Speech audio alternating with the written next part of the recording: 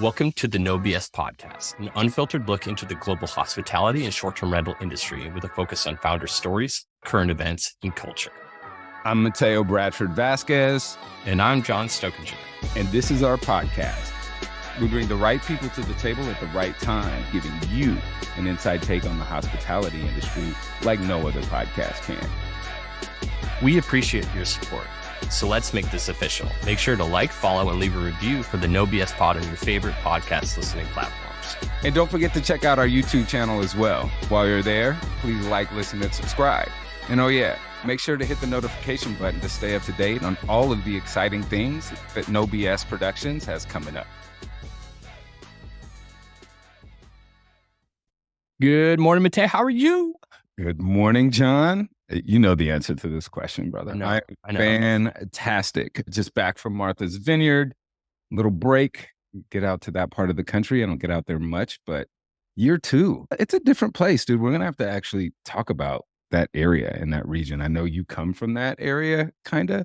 New England, but not necessarily. I'm not necessarily a Martha's Vineyard kind of guy. I'm more of a. Oh, shut up, dude. It's changed so much. You would be, honestly, there's so much to talk about. We'll have to dedicate some time and talk about it. But I was in the Boston airport and actually thought about you. I was almost going to buy you like some Boston Red Sox gear. You know, I'm not a Sox fan and all of that other stuff, but I looked at the price tag.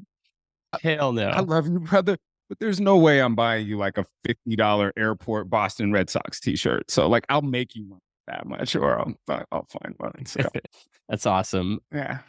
We got a great episode. I want to dive right in. Episode 109, just pushing them out.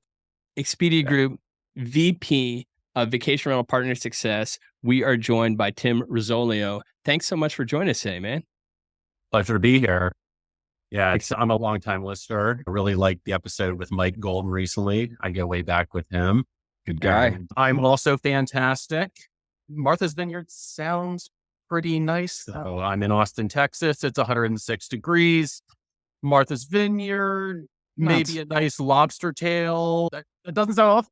Oh, man. Can I tell you the amount of lobster that I've eaten in this past week has just been ridiculous, but it was so good. Martha's Vineyard, you're eating breakfast and suddenly there's lobster in it. Now, the downside of that is your breakfast costs $50, but hey, you're on vacation. The key is recycle and reuse. So like the dinner from the night before that was just like all this lobster, just translate that to the breakfast the next day. Like a lobster croissant and egg sandwich, like that actually. Oh, yeah. It was actually pretty good. But sidebar, put that in the No BS breakfast cookbook. There you go. I grew up on the coast of Maine, and so we're lucky to have that fresh lobster a decent amount of times. But I didn't realize, and my wife was just telling me a couple weeks ago that, and I wish I had more context to this, but back in the day, whatever this was, it was 1600s, 1700s, somewhere, that lobster was considered the cockroach of the sea back then, and it wasn't a delicacy. And they were everywhere. Like you couldn't step and go anywhere without lobster. Like lobsters were everywhere and they were more of a nuisance. And back in the day, it was marketing. They said, we're going to go ahead and say that this is amazing.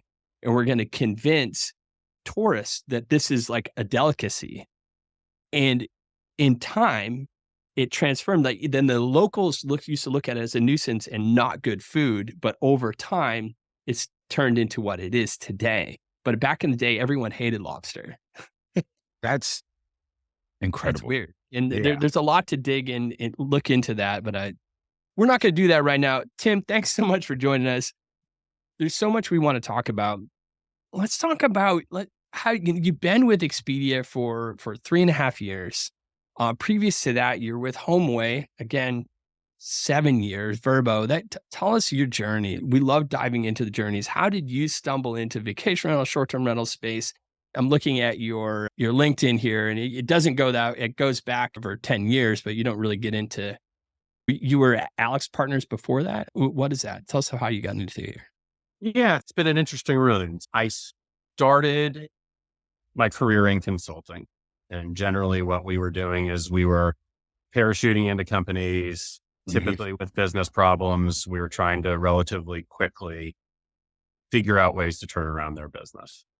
And I was, to a certain extent, a hired gun to do that. And I worked on a company that imported parts for toilets from China and put those parts together. And I worked on a power plant company, and I worked on a real estate investment company. And the real reason I left consulting was because I was sick of traveling 45 weeks a year. But there was also something about trying to figure out these industries didn't necessarily get me excited all day, every day. And when I got the opportunity at what was then HomeAway, I got the opportunity to think about vacations all day, every day.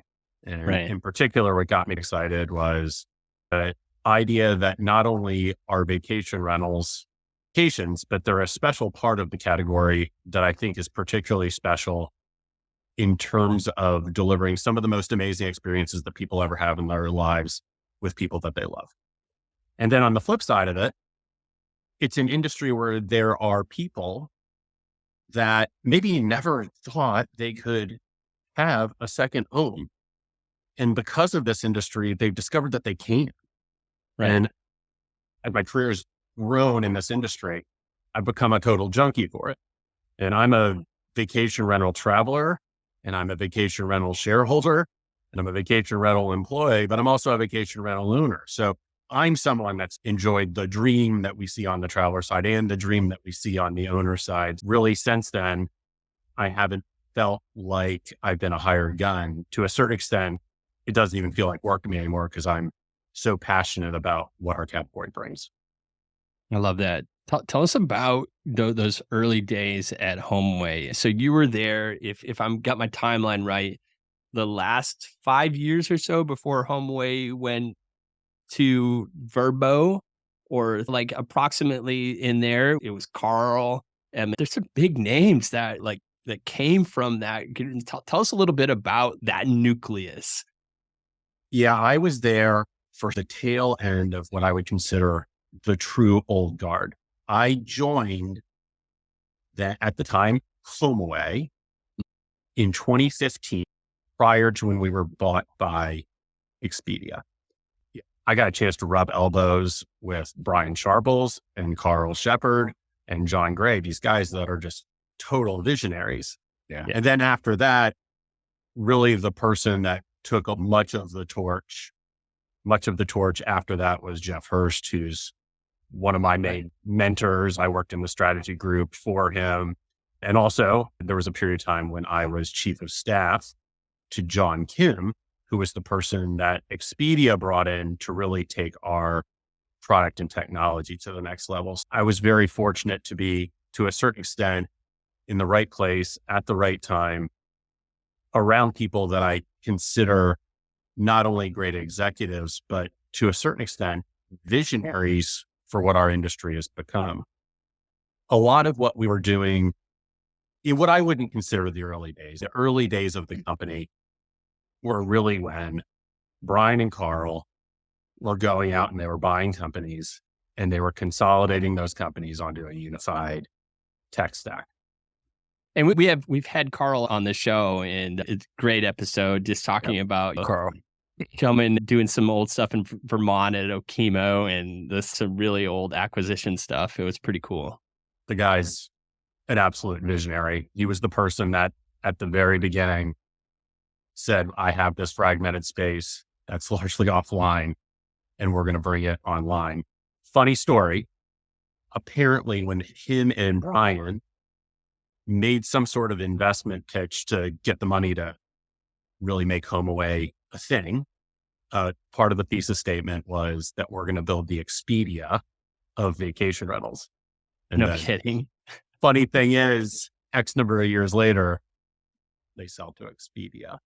But I think where we were in 2015 was we saw a business that was largely built upon a Google model of SEO. And when you're in a Google model of SEO, it means that you're not paying for clicks. And as such, the subscription model and the tiered subscription model was fantastic for us. It really worked. But the problem was when Google pivoted so much to SEM and pay per click, we found ourselves in a situation where we would sell a subscription, we deliver a booking, and we weren't making more money that helped us deliver the next booking. And that was really the impetus surrounding the whole transition from a subscription model to a transactional model. And because of that, Jeff was the person that really did a lot of the work surrounding how are those economics going to work? How are we going to go to market with it?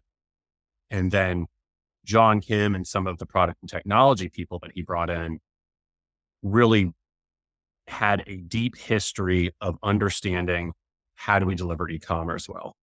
And that was what we did really from 2015 through probably 2019. And then obviously the world was turned upside down. Right. And that was an interesting time for the industry. But the run was really about switching to a transactional marketplace and then optimizing that transactional marketplace, doing proper e-commerce. I definitely want to dig into your story a little bit more. One of the things I want to know is, we know how you got here. What kept you here? You come from your consulting background, so I'm sure your time in this space, in the time frame in which you've entered the vacation rental space, was interesting, right? There's a huge transformation going on with technology and what we like to call the professionalization of the STR and vacation rental space. And all of these things are coming at the same time. You have companies running to go public. You have companies trying to form their identity. STR brands are bustling and building. In all of that chaos, what grounded you? What kept you in this space? What kept you excited? What kept you here versus saying, oh, I want to go to other areas of hospitality? Because you're in a space where you had broad bandwidth, hotels, airlines, diversity of platforms, especially around technology and developed technology, right? So what kept you here? So I think the first thing that kept me here was a love of the category. And I touched base on that a little bit.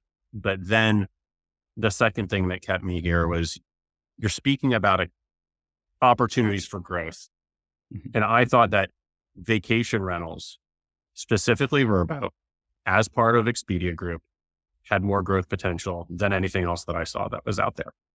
Because if you think about it, Expedia bought Vrbo towards the tail end of 2015.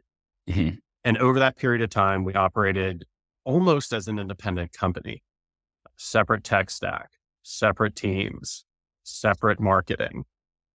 And that was very successful for us. And that was probably the right thing to do as we were trying to be nimble, moving to a different type of model.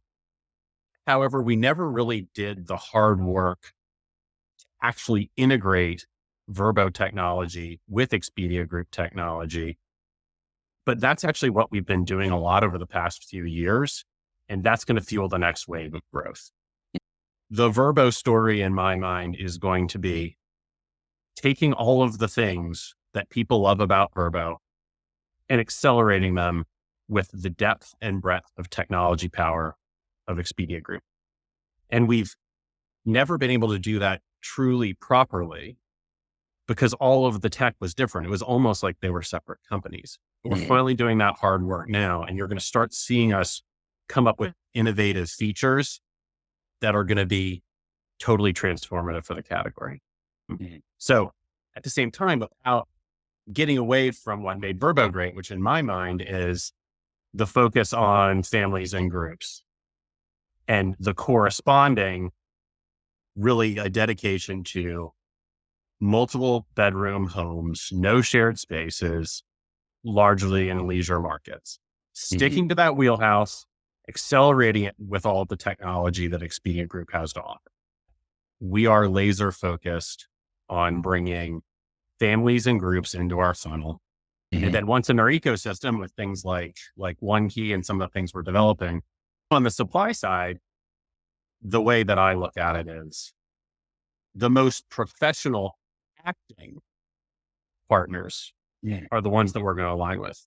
Right. And in my mind, professional acting does not necessarily mean professional property manager.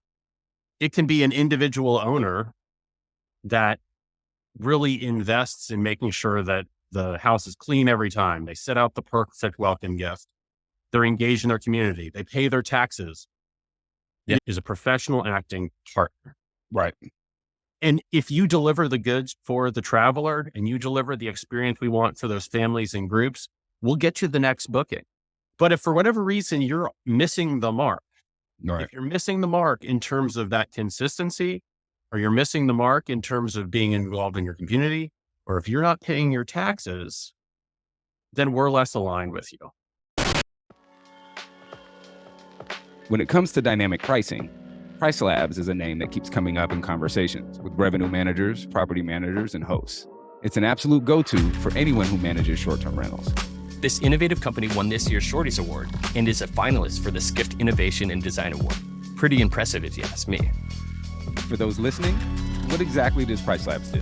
Price Labs lets you customize your pricing strategies and run your business just the way you want, helping you maximize revenues, save time, and control pricing. It ensures that your rates are always spot on to match the local demand and supply. It also helps you generate visual and easy to understand reports that you could showcase to your clients and boost their confidence in your services. That and the fact that it integrates with over 90 plus property management software systems. And with the ability to make direct API integrations, that makes it a no-brainer for me. Price Labs knows that each one of your properties is unique, and that's why its smart calculations take into account the performance of your rentals, occupancy rates in your market, and even your preferences like minimum pricing and length of stay. They also offer free personalized support, webinars, and training sessions to help you stay ahead of the game with your pricing strategy. Head over to hello.pricelabs.co/the No BS podcast to snag a free 30-day trial of Price Labs dynamic pricing and get a free market dashboard too. Link in the show notes. Make sure to use the code the No BS podcast to get your free trial and $10 off your first bill. I love your distinction here is that the professional acting, we talk about professional hosts, and we had Bill Faith on and basically going against the word professional host. And I agree with him on that because I like the acting. There's so many tools that property managers and hosts and whatever you want to call yourself today, they have at their fingertips now that if they utilize them, they're a pro. If they use them correctly, they're a pro. So I liked how you said the professional acting. That's what it is, John. So we talk about that all the time. And it's fitting if you look at my shirt today. Like this wasn't planned, but Be a pro. it's the mindset, right? It's not, we talk about this often. It's not having 100 units under a company that's just running perfectly within the space. It's your actions and your deed, whether you have 5, 10, 20. I know plenty of operators that are small operators that have no design to scale, have no willingness or wanting to scale, but they run a professional operation. No, All I agree with you, but yet how do you go ahead and damn it? And I love what Bill meant and what he was talking about when he said that, because he doesn't want it to be exclusionary to companies, right?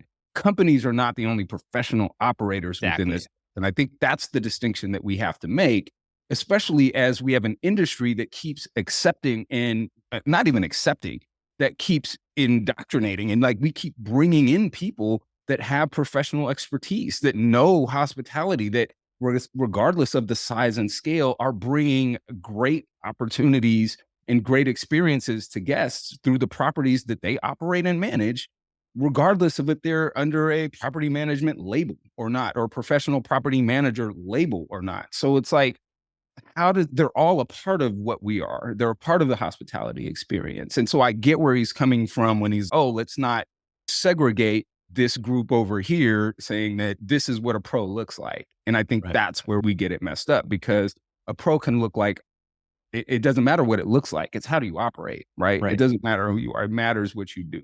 And you're much more eloquent in saying that than myself. Thank you. It happens sometimes. I think it's well said. It's well said. There's ultimately what the traveler wants is an amazing hospitality experience. Yeah. I'm not sure they care whether it's or Steve Milo or Evolve or a local property manager, or if it's some guy with a secondary home that's doing a really good job. Now, the flip side of that is, I think within professional property management, some of that is actually about how much work does the underlying owner really want to do? And there's a lot more options that are available out there than perhaps they would have historically been. There are people that want to do absolutely nothing and Right. hand the keys to the car to the property manager and say, you do everything.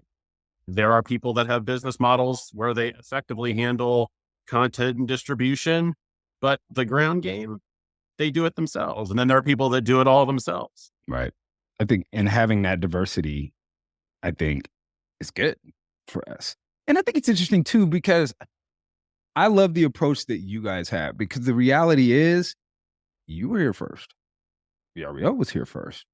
So when we look at the genesis of like where this has come from, like that booking platform, and the fact that this openness is coming from you, and that you guys are looking at it in terms of, you know what, this is where we began. This is our strength. And we're focusing on the vacation rental experience in vacation rental spaces where we know we're strong, where our platform is going to grow. And I look at it as a segment in time where others have grown out and marketed fantastically and done things, but they're also still struggling to grasp the industry as a whole, right? Like, you'll sit up here and say, look, we're looking at whether you're a company or not, we just want you to be a professional operator. We're not going to go into this space because that's not our strength. And that's not where our customer base is.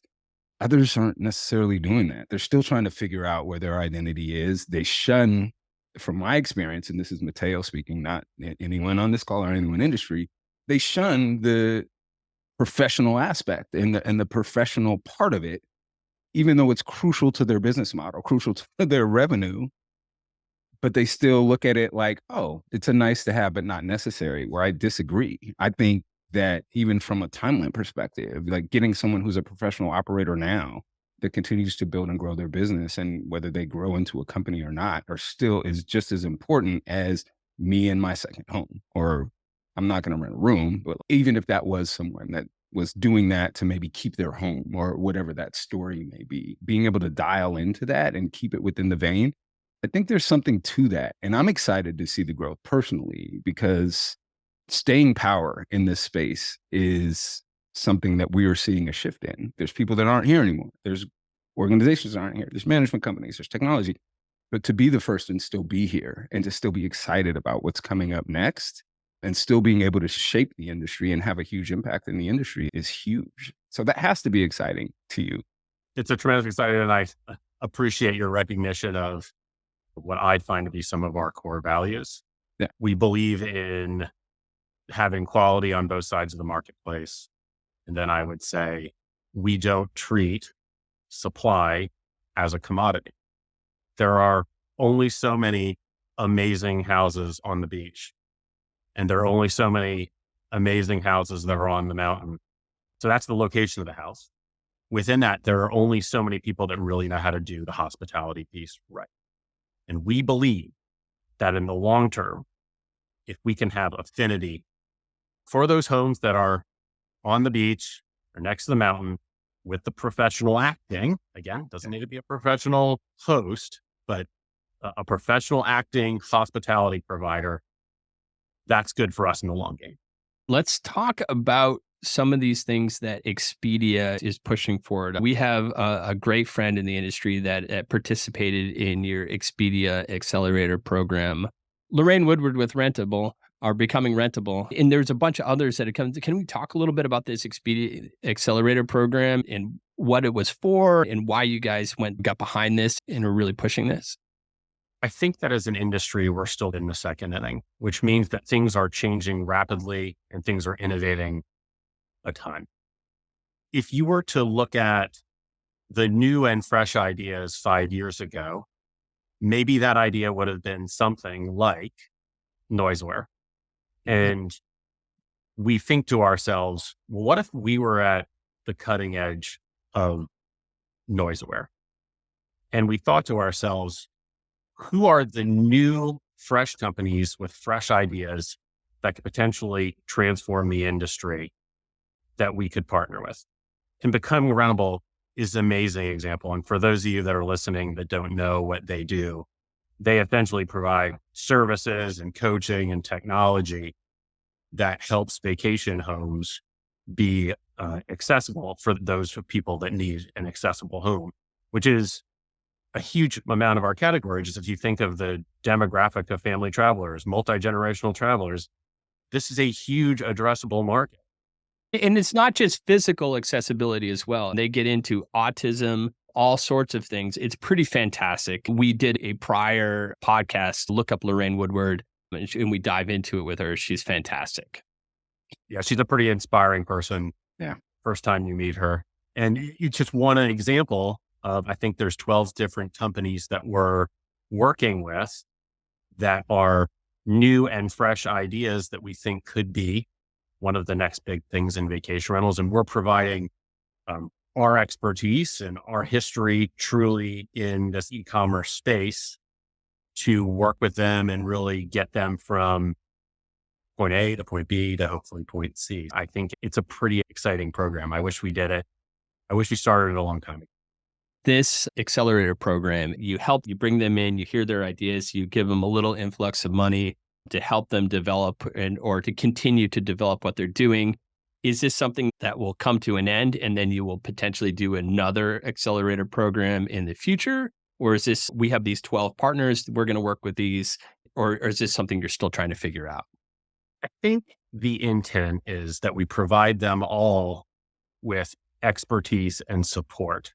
And then over time, I think we'll figure out what blossoms from those 12 in terms of investments or continued support. But the intent very much is to make it very much almost like a class. We're going to bring in a new class of accelerators of fresh ideas so that we're continuing to develop and evolve the industry. I love it.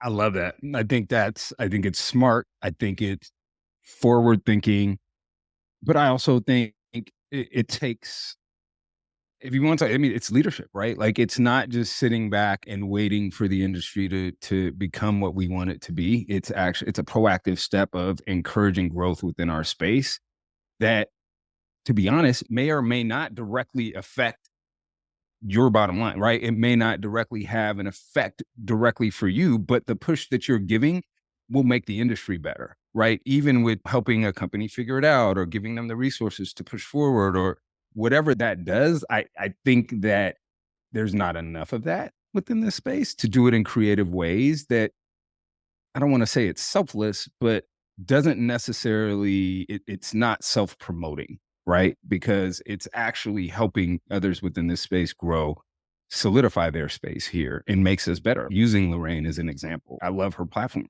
We were just talking about being in Martha's Vineyard. Every beach I was at in Martha's Vineyard had public wheelchair accessible beach chairs on that beach. Never seen that before. Wasn't even aware of that until I had that conversation with Lorraine. And she's, how do you think people with mobility issues get on the beach? And it was just like, how obvious is that? And how big would that be for the number of travelers in our space that have mobility issues and can't do something as simple as access the beach? So it's keeping your finger on the pulse. It's staying there with what's current. And by bringing these in, it's very smart and very forward thinking. You and I talk all the time about direct software, but we don't dive into it too much here in the show. What can we tell our listeners? Let's start with the fact that Direct was built specifically to meet the needs of its own management company. Fast forward a few years, updates and features are executed and released by a team that cares about user experience for hosts, property management teams, and guests. So, built by users, for users. How does that make Direct a solid PMS? Direct is special. It is built on a modern framework and it's intuitive. What I mean by that is that it's clean, easy to navigate, and everything you're looking for as an operator is where it should be. Have you seen or used some of that other software? A lot of them are a mess. Features and options are just crammed everywhere. That all sounds good, but does it work for everyone? Absolutely. Direct seamlessly integrates operations, connectivity, accounting, and engagement tools all in one place. It's built for scale whether you manage 5 or 5,000 units. Direct also eliminates redundant manual processes and leverages advanced reporting and payment processing features to make data-driven decisions, maximizing revenue potential. As their director of sales, what's your main focus right now? I just want Direct to be part of the conversation. Deciding which property management software to use and changing from one solution to another isn't easy. I encourage everyone shopping for a better solution to demo a few options and see what is best for you now and for your growth. That's the goal. If you're a host or property manager that is unhappy, we should talk. To learn more about Direct and to get $500 towards implementation costs, go to info.directsoftware.com/NoBS and book a demo with John. Make Direct part of the conversation. The other real big thing that you're pushing, or the new thing that I've seen came out recently, I think it used to be called just Expedia Rewards, is now One Key. What is One Key from your perspective, and what's the goal? Where are you taking One Key? So the background with One Key is Expedia is a business that was built largely via M&A. And via M&A, there was, because of that, a special hotels.com rewards program. And there was an Orbitz rewards program. And there was an Expedia rewards program. And what we found was that there wasn't that opportunity for people to really understand that this is a portfolio of brands that together has value. So the idea was that we were going to develop a single rewards program across all of these companies that Expedia had bought over the years with one single technology platform. So we could really drive value from the house of brands rather than independent brands. Now, of course, with my VR hat on, what am I excited about? I'm excited about bringing the idea to earn points and burn points in the vacation rental category with the type of scale that we have, 2.4 million properties. This is a total game changer. It's never been done at this type sort of scale before. When I think about it, I think about the time when I was in consulting and I had every type of status that you could probably possibly imagine. I had so many points, you couldn't even believe it. But I was staying at a hotel 45 weeks a year.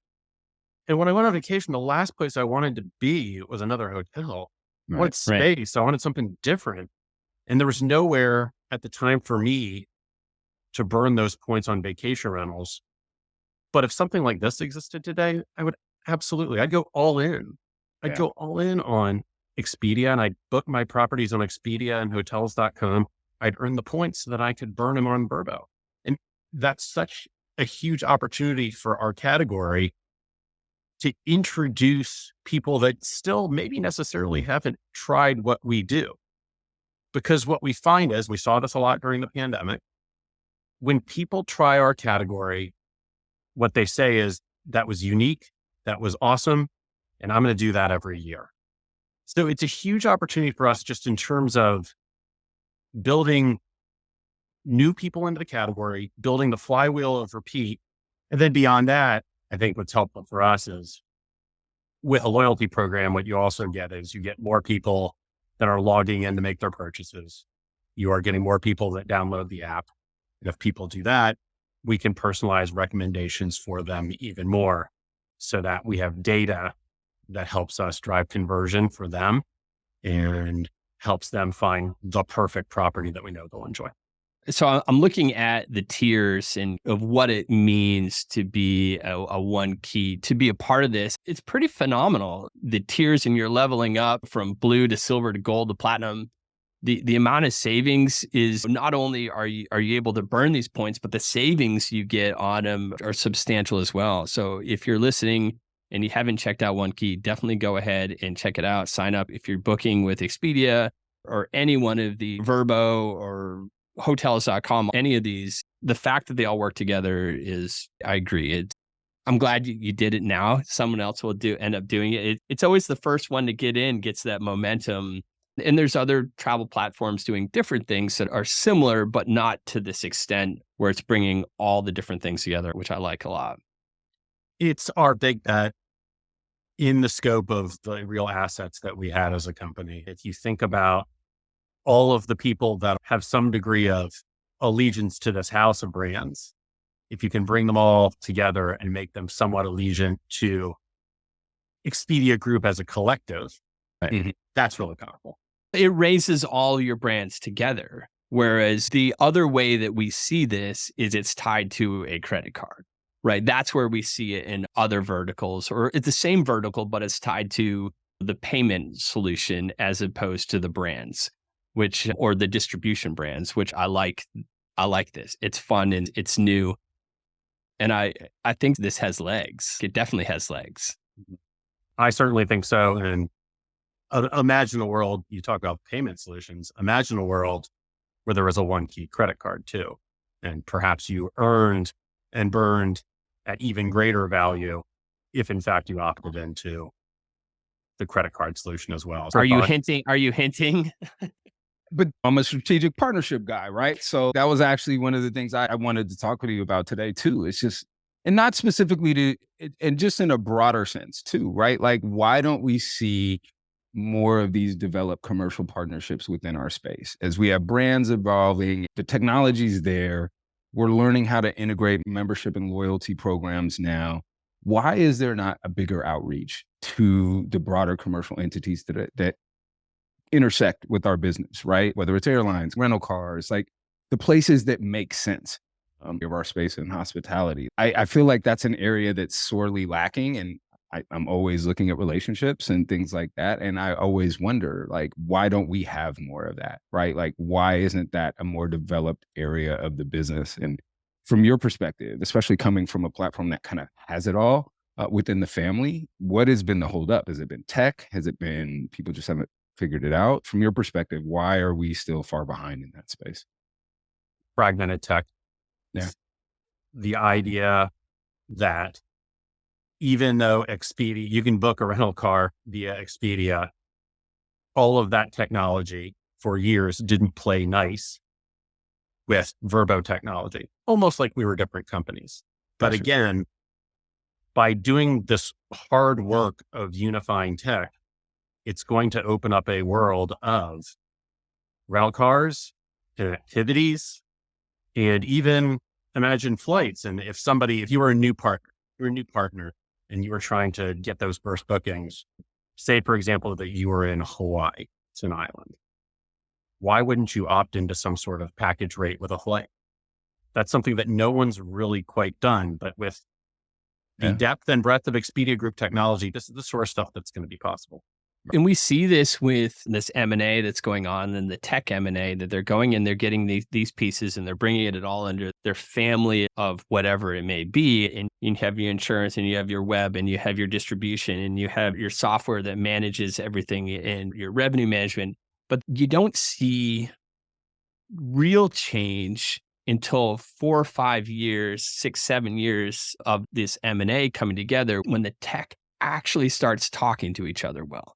And it actually starts and it takes time because everything, there was no true standard. And I think that overall, that code is getting cleaner and there's becoming more standards. And we always, on the distribution side of things, it was always the HomeAway that it was the cleanest standard for but that back in day was the cleanest distribution standard, at least for code.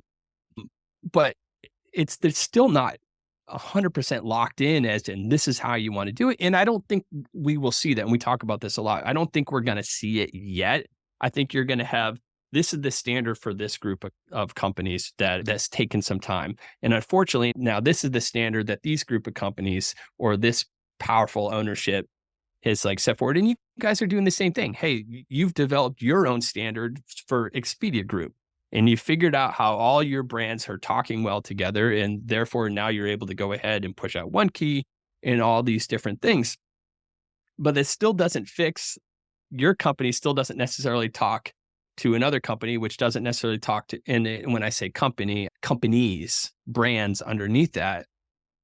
Is this detrimental to our industry as a whole? Or is this just the natural transition and the natural evolution of our industry? And then over time, do you feel it getting closer and coming together? Or do you think we're going to stay fragmented? I think that there's a tremendous opportunity in building really a business development platform, seamless APIs that make all of this easy, because that will enable us to actually drive business with other third-party companies at scale rather than, listen, I think we've all probably seen the situation before. You try to launch something, you're managing all of it in spreadsheets, and it doesn't work. You need to have proper technology that makes it seamless and easy and really makes it scale without tremendous amounts of manual effort and investment. Is this middleware? or is this a standard? Hard to say. Probably depends on the solution, right? It could go a couple ways, right? I love where you guys are going. I'm excited to see One Key take off. And I love the state of the industry right now. I think that we've had some pretty crazy years. Like we've had some extreme highs and extreme lows. And now we're at a place where you could see we've been brought back down to earth a little bit.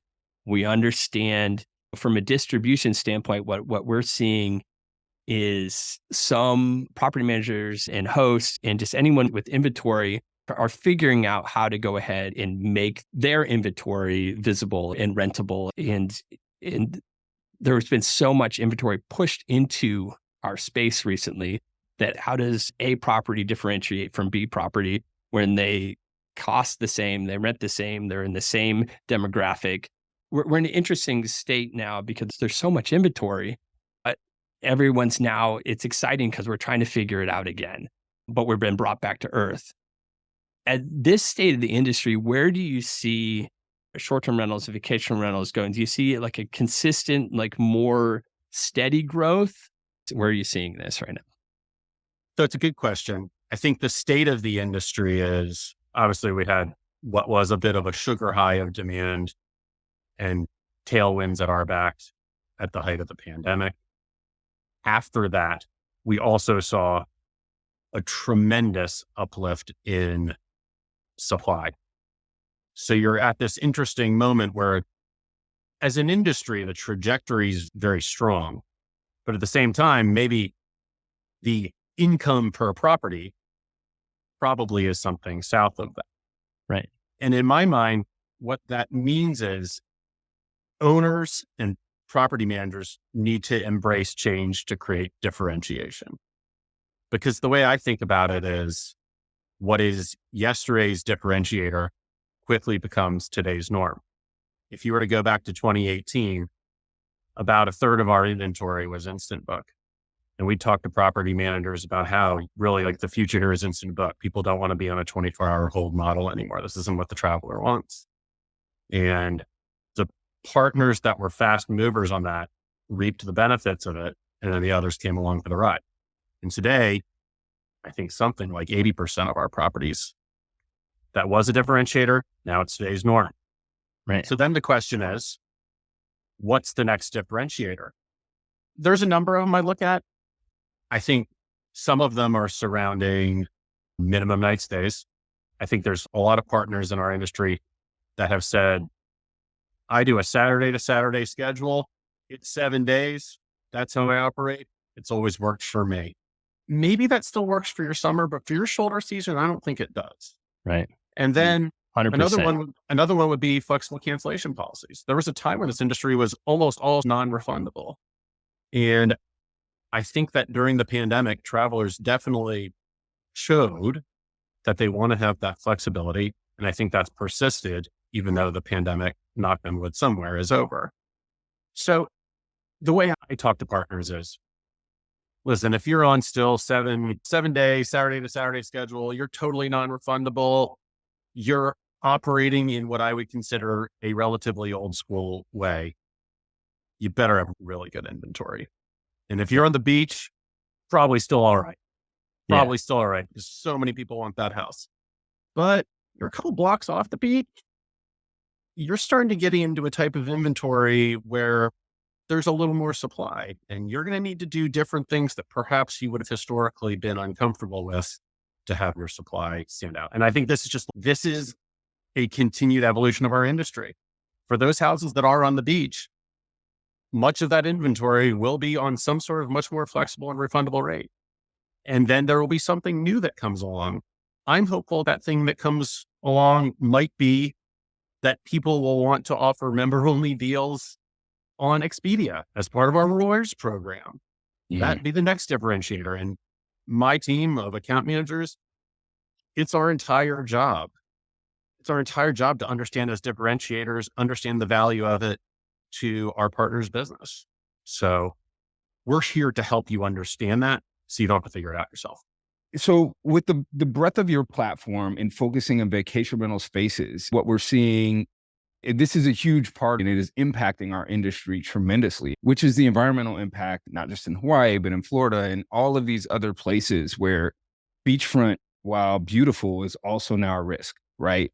Where in the mountains in Oregon is now a risk, right? Because of wildfires and other things. Like, how do you all view the environmental impact of what's going on in our world, in our industry? And how does that play into your strategic focus, like moving forward? Because it's a real thing. We see what's going on in Hawaii right now. Nobody saw that coming. Nobody was thinking about wildfires in Hawaii decimating entire towns and entire communities and entire businesses. Is this the ring the alarm moment? What are you guys doing from a strategic perspective to look at this and to address it? I think that we are thinking of it from the perspective of how does the general public feel about it. And what we generally find is that travelers care. Travelers are a lot more likely to book properties that are doing the right things from a sustainability perspective. And as such, we're doing a lot of work to display that content and badging to those travelers so that they get what they want and it becomes an asset to the partner to be doing the right things. And hopefully, when we talk about things like what is yesterday's differentiator quickly becomes today's norm, we might come to a point where the economic impact of being appropriately sustainable will become the norm because we know it's what travelers want. So sustainability is a huge focus for us because we think it's the right thing to do and because we think it's what the traveler wants. All the data says it's what they want. Great insight, super smart. Tim, thanks so much for joining us. We had a great time. Absolutely awesome. We're about to go on a great run as an industry. So many people saw the experience that you can see in vacation rentals during the pandemic. Those travelers are coming back. And hey, like they might not come back necessarily for other trip. If you've been going to the beach and nothing but the beach for 3 years, maybe this year you're staying at the St. Regis in New York and hopefully booking on Expedia, right? But one way or another, because of the experience that you had during the pandemic, you're now going to consider vacation rentals part of your set of options. And then I'm hopeful that via the evolution of our industry, the smart things our partners are doing, and hopefully the smart things that the OTAs are doing, we're going to continue to drive a better traveler experience. And that will drive the next category and next phase of growth for everything that we're doing for this industry we love. Thanks for having me, guys. Appreciate you. Thanks.